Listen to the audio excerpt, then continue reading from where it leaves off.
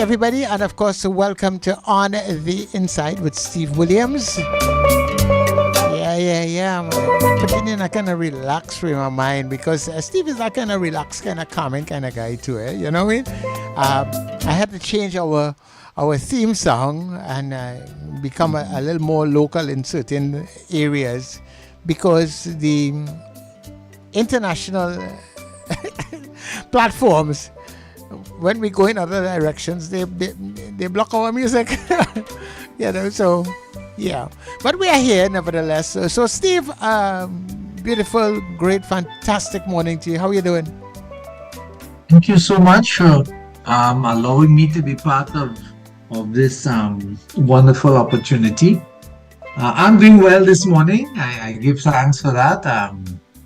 Some mornings you figure I should just roll over and continue to lie down, Yeah. What are getting up for? But if you don't get up, the purpose is going past you. So you get up, and then once you get up and you start to do your little movements and so on, everything falls in line. The hardest thing is really getting out and pulling yourself. Yeah, once you make that effort and you come off the bed, you'll be all right after that.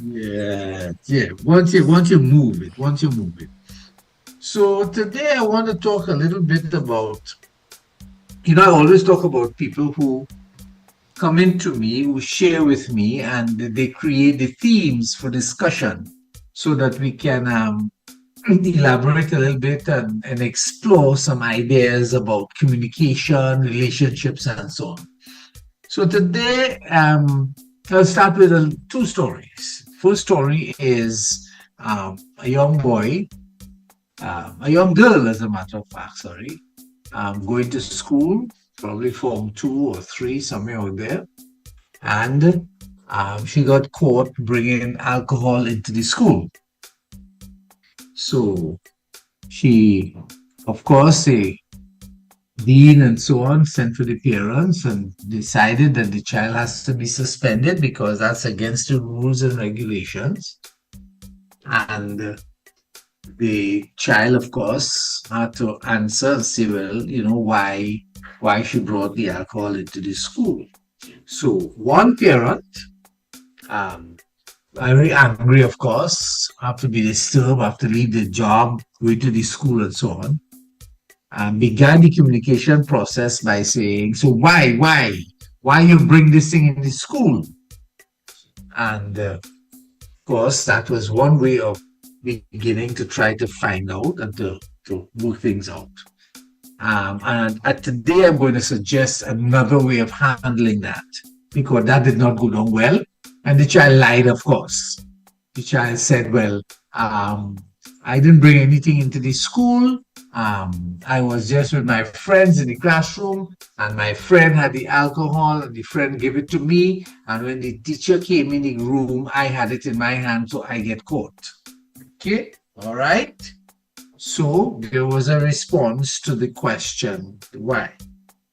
And then there is another person, another colleague who had difficulty with her daughter, another daughter, and two daughters, and both were fighting and pulling at each other and physically fighting over what is called a basic phone.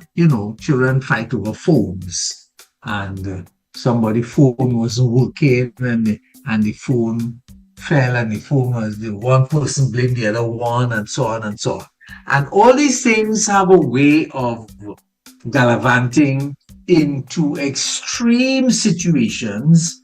In the second case, it was physical fighting and pulling and so on. In the first case, was a lot of lying and so on. And these things have a way of creating what I call the communication pattern gets destroyed in the process. And it depends on what we're looking for. So I want to talk a little bit about that and how we can actually do things a little differently. Many times, a lot of couples and into relationships and so on, they fight ferociously, not physically, but emotionally and verbally. And the fight end up bitter and spiteful. And then you have so many who would go the other route. When the fight starts and the communication gets bitter, somebody withdraws, goes into silence, and says nothing for a few days. So it's what you call the silent treatment. So that's another way that people look at it. Then many people begin what we call I call it the research argument. So you're arguing over something that may have happened in the relationship, and you turn around and you say, remember 3 years ago when so and so happened, and remember 9 years ago when I first told you about this, and when you first did this. And so we have these research oriented discussions that come up in the argument, which has absolutely nothing or very little to do with what is going on at the moment, but is where people validate themselves to prove a point. And that is what creates the problem. It is what is your intention and your purpose in your argument, your discussion, and that is what determines whether there will be resolution or bitterness and spitefulness. You see, your questions have the power to either wound or heal, to create connection or to create separation. And that's what I want to talk about this morning. The power of your words, the power of your questions. And when you ask questions from a place of judgment, because we love that, others feel it. And if you ask questions from a place of curiosity and compassion, they feel that too. So if we learn differently, we can get much more out of each other than when we begin our process from a position and a place of judgment. There's a gentleman called Dr. Mate, who did a lot of research, or Gabor Mate, research on that. And he called it compassionate inquiry and so on. And he did, and I want to refer to him occasionally, he brought us into an understanding that there's no need. Sometimes we get angry, yes, and we have to say what we have to say. And sometimes the tone we use makes a big difference in the discussion. But many a time there's a way we can ask something that is absolutely helpful rather than destructive. You see, you begin by establishing the fact without judgment. Let me give you an example. So, had the parents said to the girl, this is the girl with the alcohol, had the parents said to the girl, the teacher told me that you brought alcohol into the school. You want to tell me what led to that? Or, what led to that bringing, or what your understanding of how this alcohol got into the school?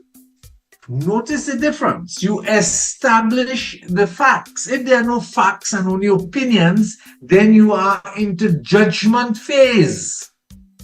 Okay?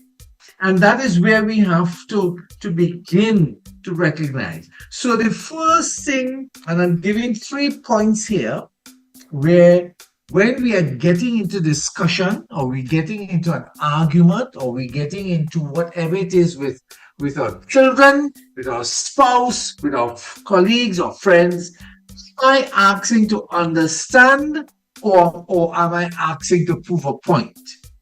And you get that sometimes when you listen in on radio programs and so on. Some people come to prove a point. There is no point in listening. It's just about proving a point. My point is the point, and my point is the only point that's valid. When you take that position in any kind of argument or any kind of discussion, there's no learning. And the other person must go on the defensive. There's no other way to go. The second one, am I creating a space for truth, or am I trying to force an outcome? And this is particularly important with the young girl who was caught with the alcohol. What you want is to create a space so that this child can tell the truth. If you do not do that, the child is going to lie. And the last one is, am I ready to hear whatever might be shared? Now, many of us are not in the world. We're absolutely sure because 2 years ago, 3 years ago, 10 years ago, we have all the evidence. This time we're dealing with now, but we have all the evidence of 3 years ago, and we have these kinds of belief systems in our head. As my father would say, when he gets upset, well, if a dog is sucking eggs and so on, he will continue to suck eggs. In other words, there is no room for improvement. You will always be the kind of person who continuously makes the same mistake over and over again. And therefore, there's no point in my listening to you because you are guilty before you start. So that some people operate under that guise. And that's a thinking. So when we are in the process with anybody, when anybody sits with me, when anybody comes and we're having any discussion, I have to push myself sometimes and say, do I want to prove a point? Do I want to make sure that this person is wrong? Do I want to make sure I am right? Can I make sure that I shame this person? Because if I shame this person into understanding, then the person might tell the truth, Or am I creating a space for the truth to come out? And am I forcing an outcome? Because sometimes we're not detectives in that sense, but we're looking for an outcome that we have decided what the outcome is already. You already decide the outcome. So whatever discussion, whatever question you're asking, it's to lead towards the outcome you have decided upon.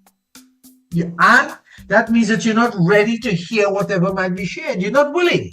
You're not ready. So unless we work ourselves into those three kinds of questions, we get into a way of being that there's no resolution in the argument. We are creating walls and we are not building bridges. And that's what we have to ask ourselves every single time. Are we creating walls or are we building bridges? And you can see that sometimes in the way we communicate with each other on every level, whether it's in the family, whether it's in the society, whether it's in on the political scene, whatever scene that we're on, many a times it's about trying to win. Once I win, I prove I am better than you are. And that's what the whole observation is, the whole issue of the discussion is all about sometimes. So I want to share some little strategies that might be helpful in the way we work with one another.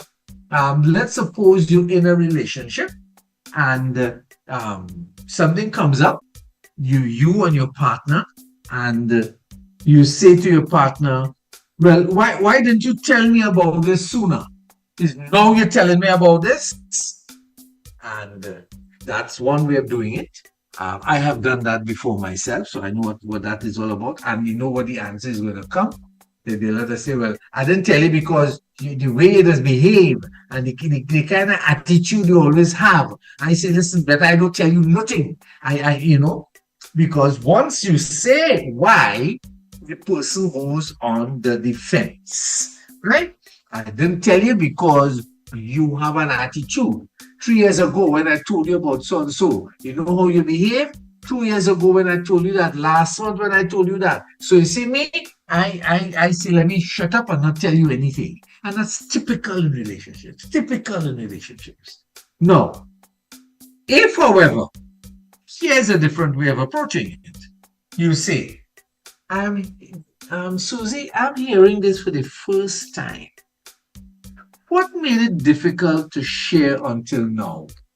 Aha! Here's the difference. Susie, I'm hearing this for the first time. What made it difficult for you to share until now? Then she will tell you what made it difficult. But the tone will be so different. Well, you see, what made it difficult because you have an attitude, eh? And sometimes, it's difficult for me to tell you many things because you get vexed very quickly and you don't listen as much as you think. Now, that is very different to going into an argument of accusation and judgment. It gives the person space in order to speak, and that's what I'm talking about. When you are in discussion, you need to give the person space in order to speak and in order to share. I am not saying that what the person has to speak or share is correct. I'm not even saying it is the truth. What I'm saying is you open the area for discussion so that the person can begin to open up himself or herself to what is happening. Take an example now for homework and sharing. Right. So you say to your son, you say to your daughter, why you didn't do your homework? I left you to do your homework and no homework done. When I check, nothing done. Okay, so hear the tone, that's my tone. It's a tone that you're vexed, and nothing wrong with being vexed. You're the parent. You expect the child to do the homework. It's a tone of an accusing tone, judgmental tone, and it's a harsh tone. I'm not saying you don't have to be harsh sometimes. I'm just saying you just have to watch the way you communicate. Now, if you put it the other way around and listen to it, I see your homework isn't done. You want to tell me what challenges are you facing with this assignment? Hear the difference. The what? There's no why here. No why. What challenges are you facing with this assignment? And your son or daughter will reply, I don't know how to do it. I didn't copy down properly. I didn't get the whole thing done. Was missed and explained it. Half of it sometimes is untruths.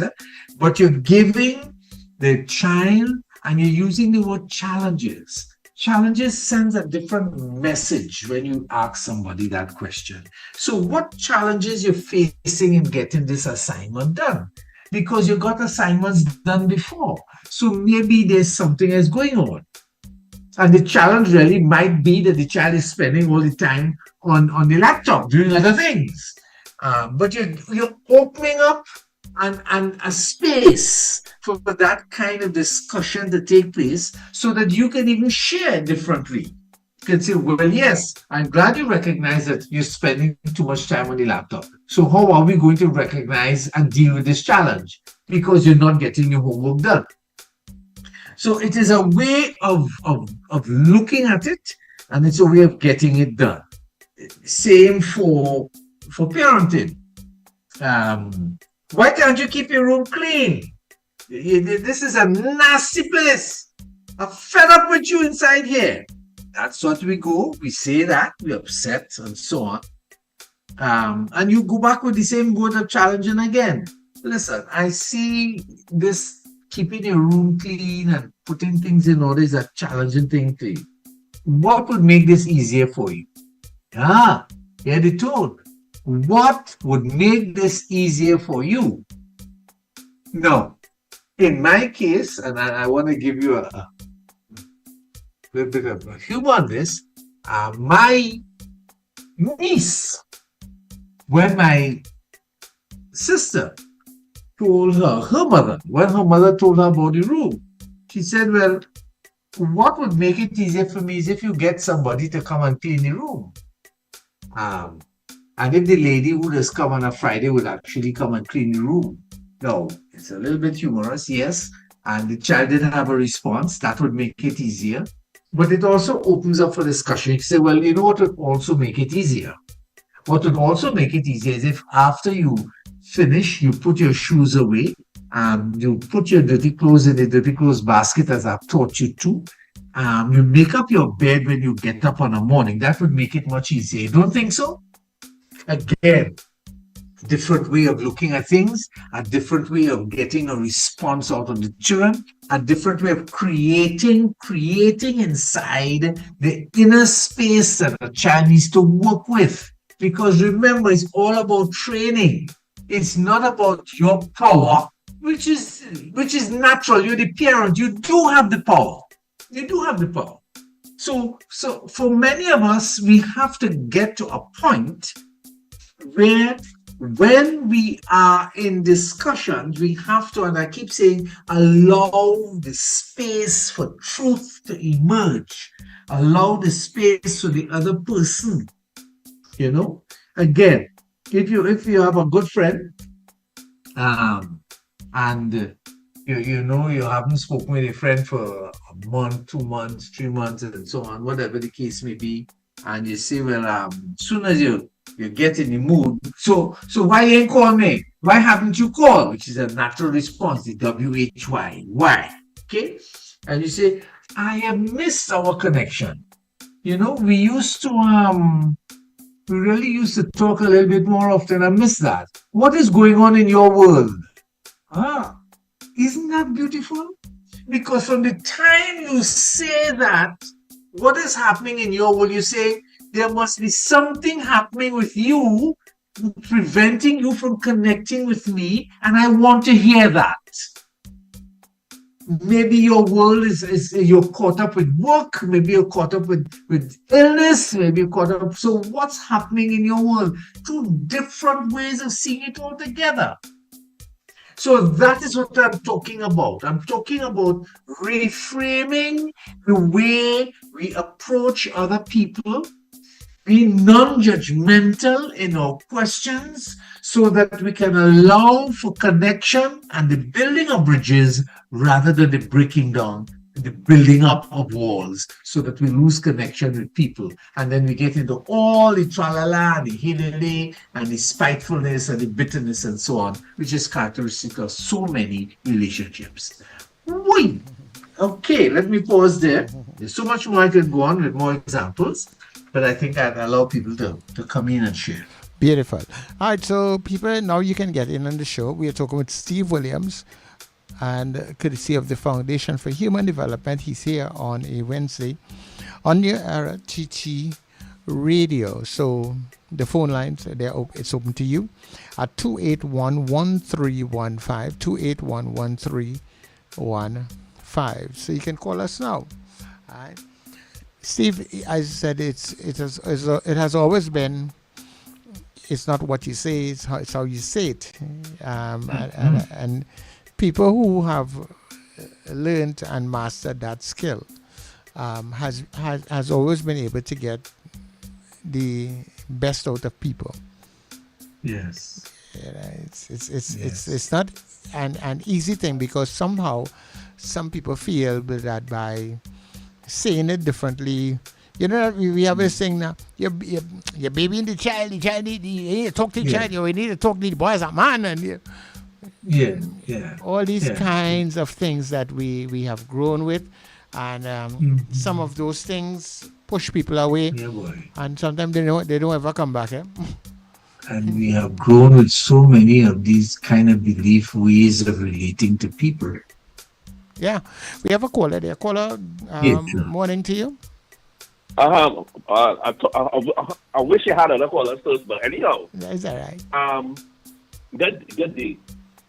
I find it hard to be critical on your show, primarily because you just call some names that tell me you are constantly researching, and you haven't settled in your positions yet then. Because you mentioned Gabor Mate, like somebody I would, severely recommend, heavily recommend, especially his book, The Myth of Normal. You have a lot of lectures on YouTube. A lot of it people mightn't know how to apply, but they will actually learn something, which I think is really, really good. Here's what I discovered. Depending on where you're coming from with issues, you will relate to things differently. So the one-size-fits-all don't always work, and I'll explain to you why I would say that. If I see something is happening that is dangerous, my approach, and I want it to stop, my approach in communicating isn't really to try to build bridges with you and all of that. And my approach is to bring her anything, right? I have a specific objective there because what I see happening, I think it's abusive and dangerous in the moment. So that's the approach. If I try Yeah. to relate issues, let's say I'm trying to bring to the awareness of people black issues, and every time I open my mouth, people trying to shut the door. My approach here is to force my right to give that view in the public domain then. So my approach is going to be different. Yes. When the door finally opened in Trinidad years ago and people stopped being hostile to me giving pro-black views, then my approach changed. It changed because there wasn't a resistance to my right to share the views. And of course, I'm acutely aware, unlike most people, I have time to read and I spend a lot of time reading. So I am very tolerant of people if they don't understand something I say. Right? But all these approaches really have the time and place. And I'm a little Yes. guarded sometimes. People that expect victims of the system to know how to speak properly before communicating. Not you per se, not you. But I'm saying I've heard it before. Mhm. And that is a little problematic. People have to learn to be also tolerant of how different people communicate, even if sometimes to Absolutely. them it may come across objectionable. But they need to know because different people's circumstances lead them to communicate differently. And we don't want to end up in a place where we are actually having a type of class warfare, where you are thinking somebody's humanity is lesser because they didn't have proper academic training or something like that. So I think your argument actually goes both ways. Everybody needs to be aware that people come into the Yes. table differently and with different urgencies then. And how they Yes. communicate will reflect that. And we should be aware to pay attention that everybody still have humanity and that we need to respect at the end of the day. Anyone? Bottom line. Correct. Correct. Yeah. Well, I like everything else. Communication is key. So it all depends on how you utilize that communication to get your message across. So and yes, everybody will not have the same approach, and that is why some people get quicker results than others. That's right. Some people are able That's to right. reach broader That's right. sets of A individuals. lot depends sometimes on where you're coming from. I always say that from inside yourself. And I started off by saying that, what do you want? Do you want to understand what's happening with this young lady or this man or this woman? Or do you want to prove your point? And that's where we're coming from. And sometimes we have to pause and reflect. And I know many times we can't do that because the situation is urgent. The situation is demanding. We are very impulsive, some of us. We can pause and so on. It's only now that I'm much older, I can actually pause a little bit more than I used to before.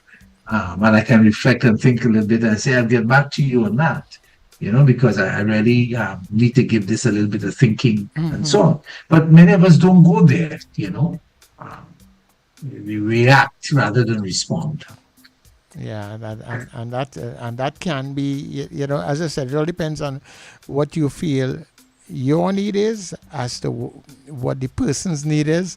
So, is it that it's a mutual something we are trying to achieve out of this, or am I just interested in my needs and not interested in the other person's needs at that point in time when that conversation is happening? Very good. Very well said. That's right. That's right. Very well said. Very well said. Right. And the caller had a valid point about the humanity of us all. It is not an easy thing to say. Let's do it this way. Let's do it that way.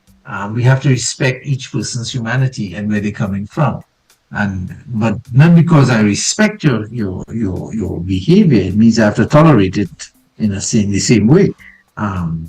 I can respect you, but I won't have you walking over me. I won't have you pushing me around in a particular way. Right. I have to set up my boundaries and let you know where I'm coming from and that I'm not tolerating this. I'm not gonna have this kind of behavior. Or I'm I'll not give you a simple compromising that. example.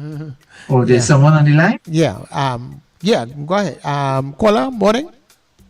Yeah, good morning again, Sir Charles. You can hear me, Sir Charles? Yeah, we are hearing you pretty well. Go Yeah, ahead. All yeah, right. yeah, Now, I was yeah. passing by away there, and I thought something was interfering with the thing now. Right. Right. So again, Mr. Steve, pleasant good morning to you.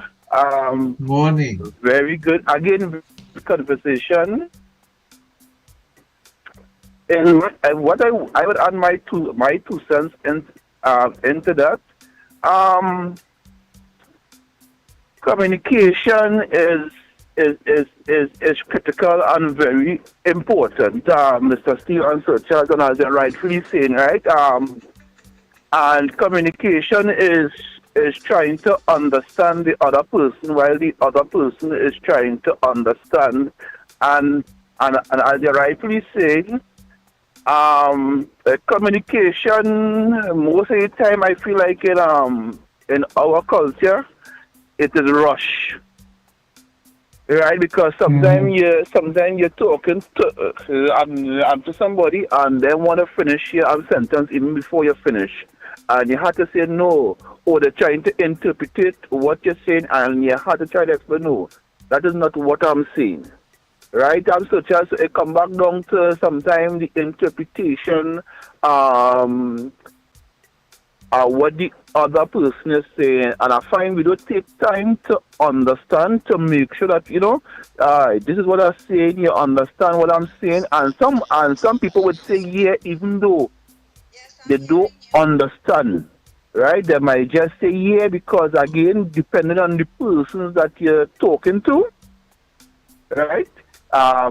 Sometimes you don't want to offend the person, or the person might be so like lately I've been having, right, such as you're having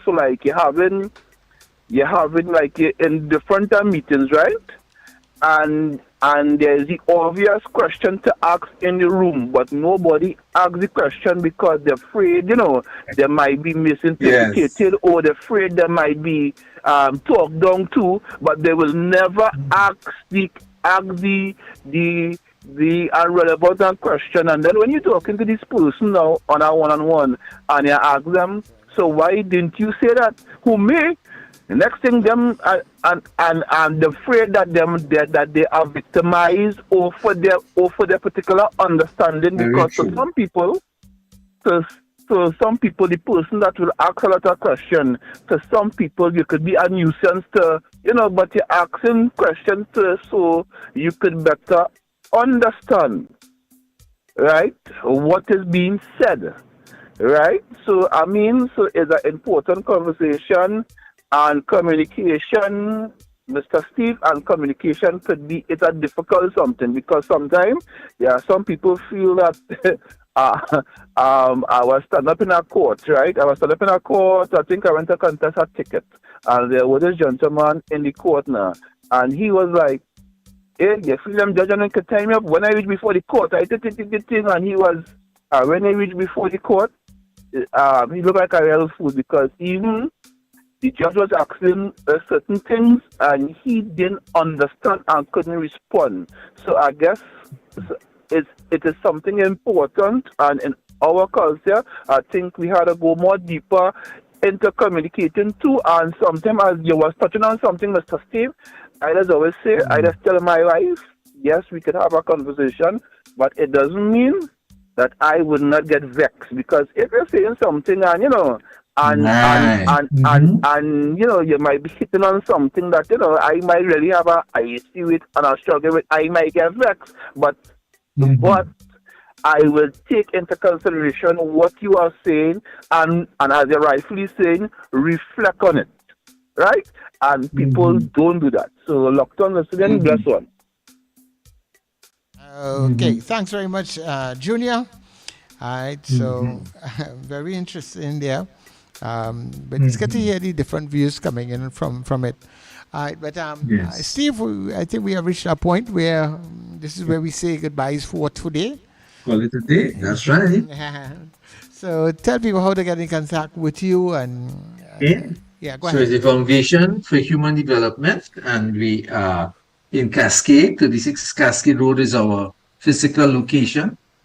But you can get us online at foundationhd@gmail.com. So you can email us or WhatsApp, contact us at 482-6500. Okay. Thank you very much, Steve. So have You're a welcome. great day and a great week ahead. Same to you. Take care now. All right. So, people, this has been On the Inside with Steve Williams.